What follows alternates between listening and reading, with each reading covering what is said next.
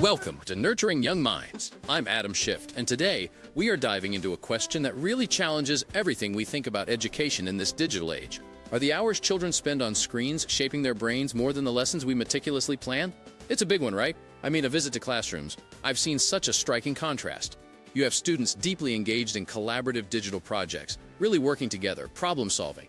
But then, in the very next room, others sit silently, just completing the same task alone on tablets.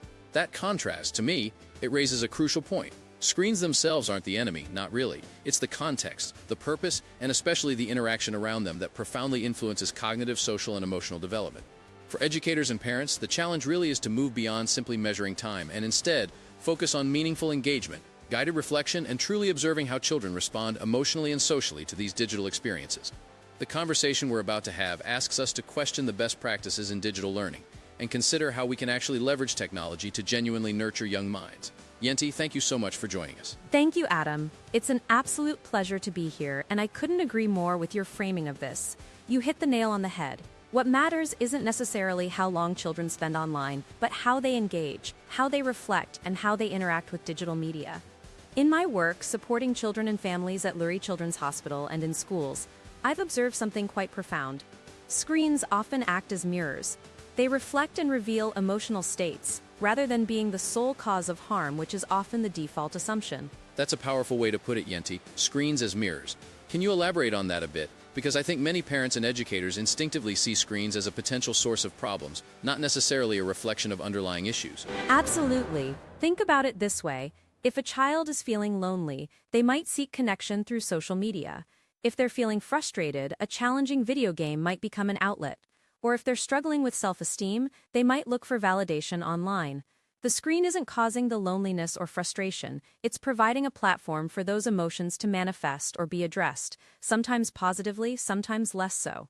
But the point is, it gives us a window into their inner world if we choose to look beyond the surface level of screen time bad. That makes so much sense. So it's not just about limiting access, but understanding the why behind the access. And you mentioned that these platforms can actually enhance things like problem solving and creativity. How do we shift that narrative from purely limiting to leveraging? Exactly. We need to be intentional. When social media, video games, or online learning platforms are used with purpose and coupled with reflection, they absolutely can enhance problem solving, creativity, and peer connection. Take collaborative online games, for example. Kids are communicating, strategizing, learning teamwork, skills that are incredibly valuable. Or consider digital art programs that unlock creative expression in ways traditional mediums might not for some children. It's about how we design the experience.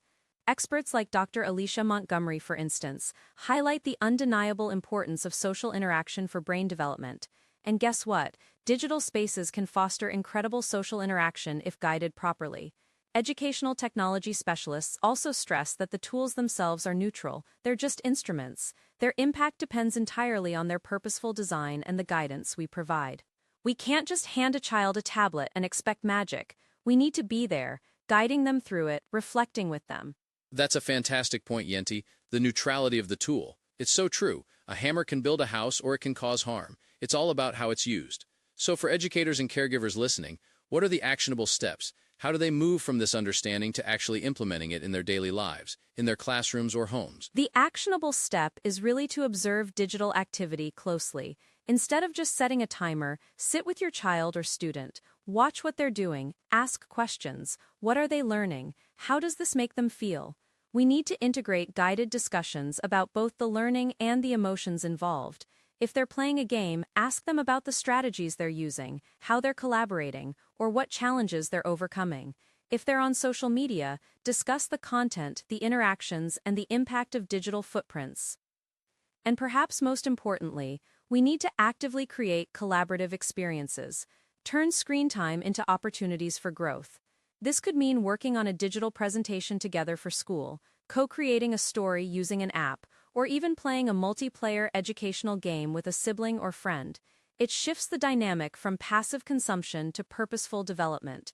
We empower children to thrive in the digital age, not just survive it. That's a powerful shift, from passive to purposeful. But I can imagine for many parents and even some teachers, this feels like an extra layer of work, you know? It's easier to just say no screens or 30 minutes only. How do we encourage this deeper engagement when everyone is already so overwhelmed? It's true, it can feel like more work initially, but think of it as an investment. We're already investing time in their education, in their well-being. This is about making that investment more effective in a world where digital tools are ubiquitous. It's not about adding hours, but about changing the quality of the interactions within those hours. A quick 5-minute conversation during screen time can be more impactful than an hour of unsupervised, passive consumption. It's about quality over quantity. And honestly, when you start seeing the positive outcomes, children articulating their strategies, showing empathy in online interactions, or developing new creative skills, that's when it becomes incredibly rewarding and less of a chore. It's a journey, not an overnight switch. Start small, pick one area to focus on, and build from there. That's a really good point, the small steps approach. I think about my own kids, and how they interact with certain apps.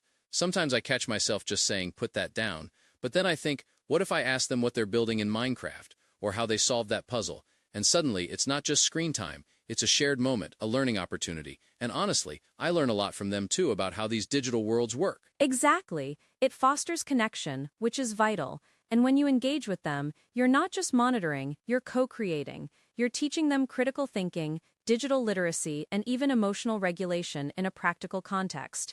If they encounter something upsetting online, that guided discussion can help them process it, understand context, and develop coping strategies. That's a life skill they absolutely need in this digital world. So it sounds like we're not just preparing them for a digital future, we're helping them navigate their present with a more critical and reflective lens. It's about building resilience and understanding, not just limiting exposure. Precisely. We want to empower them. We want to teach them to be active participants, critical thinkers, and empathetic digital citizens, rather than passive consumers who might feel overwhelmed or exploited by technology.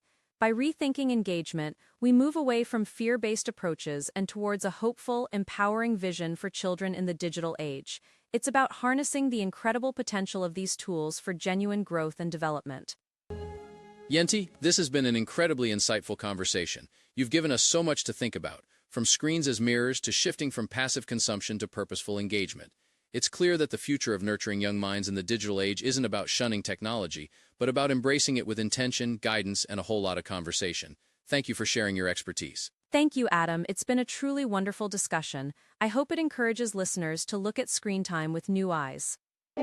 Absolutely. And to all our listeners, remember, the conversation doesn't stop here. Start observing, start engaging, and start asking those questions. Let's work together to truly nurture young minds in this incredible, complex digital world. Join us next time on Nurturing Young Minds. Goodbye for now.